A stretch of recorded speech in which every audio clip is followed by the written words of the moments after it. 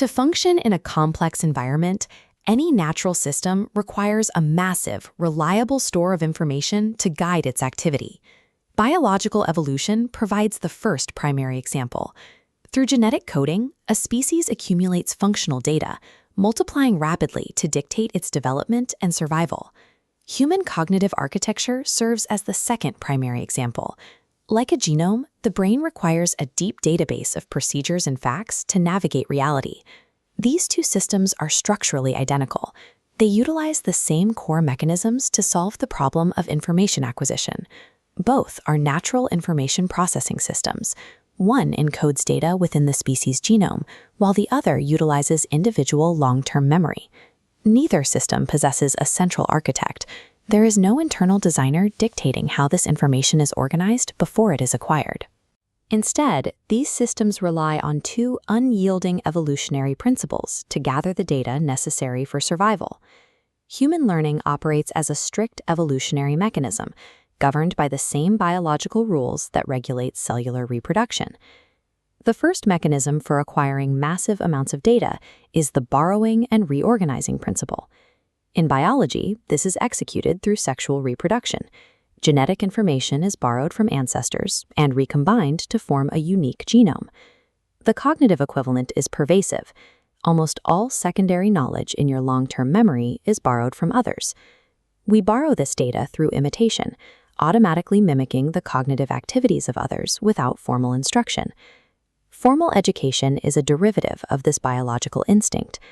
When we borrow a schema, we reorganize it. The new information merges with existing knowledge, uniquely altering the original data for the learner. In the natural world, biological traits survive because they have been rigorously tested against the environment and proven effective for survival. The same logic applies to instruction. A schema held by an instructor has already survived a test of environmental effectiveness. This makes explicit instruction highly efficient.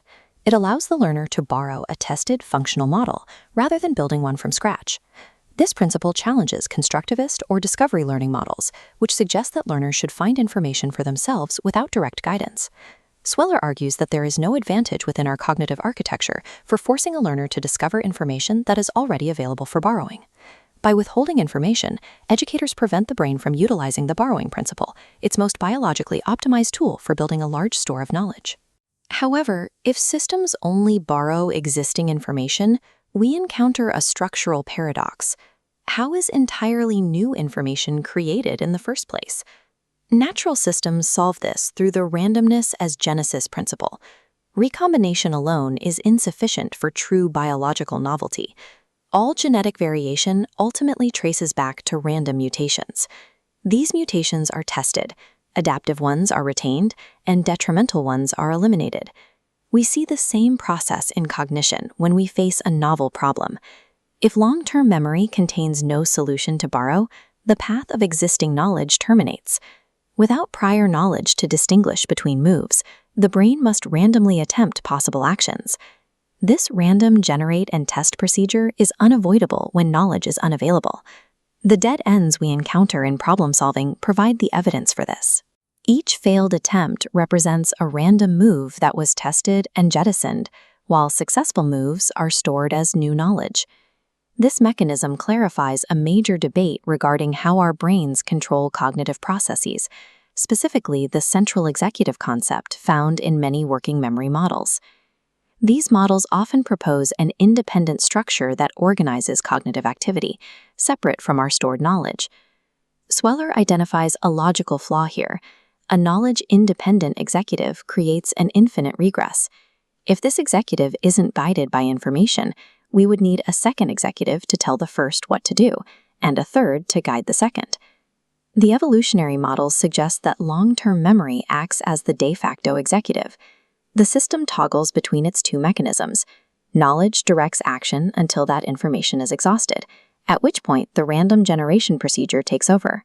Ultimately, human creativity is simply the product of random cognitive mutations successfully surviving the rigorous test of problem-solving.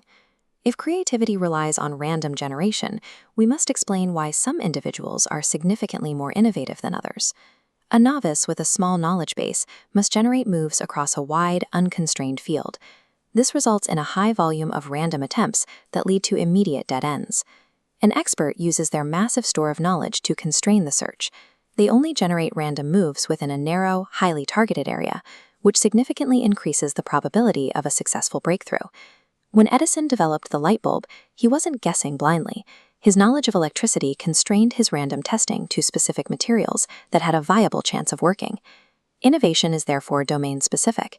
It is a direct function of how much information has been previously borrowed and stored. Because random generation is a primary biological instinct, it is not a skill that needs to be taught. Humans use it automatically whenever knowledge runs out. Techniques like brainstorming are among the few ways to intentionally trigger this process by encouraging a high volume of random generation before the testing phase begins. For educational designers, the core mandate is to prioritize the explicit borrowing of information. Direct instruction is the only reliable way to build the massive knowledge base required to fuel the random engine of human innovation.